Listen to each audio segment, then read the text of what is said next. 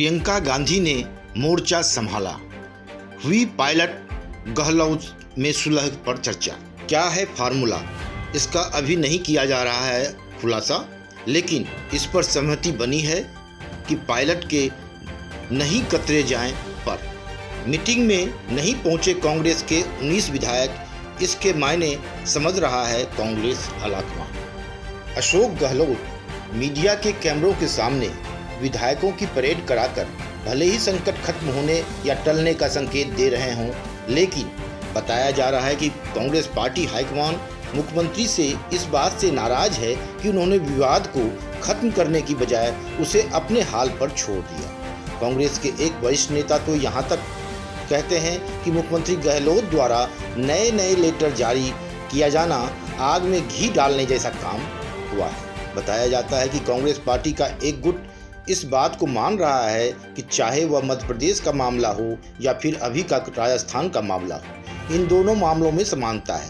समानता यह है कि पार्टी के पुराने वरिष्ठ दिग्गज नेताओं का रवैया अपने राज्य में उभरते हुए युवा नेताओं के प्रति अच्छा नहीं रहा है।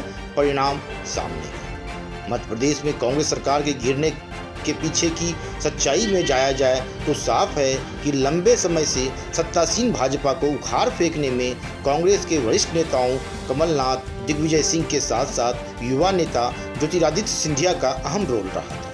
लेकिन जिस तरह कमलनाथ व दिग्विजय सिंह ने सिंधिया को साइडलाइन करना शुरू किया, उससे वह आहत हुए और परिणाम सामने। कांग्रेस पार्टी आलाकमान राजस्थान मामले में भी ऐसा ही कुछ महसूस कर रहा है और यही वजह है कि राजस्थान में भले ही अशोक गहलोत विधायकों का मीडिया के सामने परेड कराकर यह जताने की कोशिश कर रहे हों कि उनके पास संख्या बल है और सरकार नहीं गिरने जा रही है, लेकिन कांग्रेस आलाकमान नाराज चल रहे सचिन पायलट से बात करने को भी तवज्जो दे रहा है, क्योंकि उसे भी लगता है कि कहीं न कहीं सचिन पायलट को मजबूर किया गया है।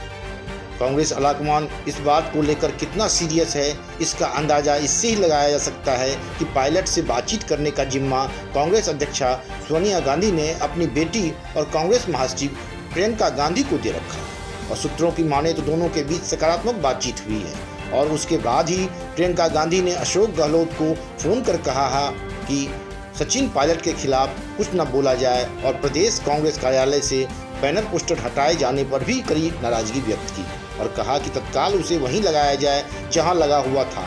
अब आगे इस दिशा में और क्या क्या होता है, इसका इंतजार है। हालांकि जाते जाते कांग्रेस नेता संजय निरुपम के उस ट्वीट का यहां जिक्र करना चाहूंगा जो बहुत कुछ हकीकत बयां कर रही है। आइए जानते हैं उन्होंने क्या कहा।